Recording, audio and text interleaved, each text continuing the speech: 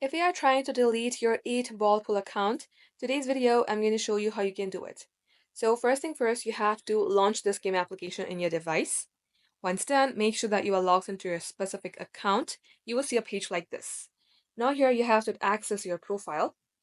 Once done, tap on the gear icon on your top right side. Here, scroll below.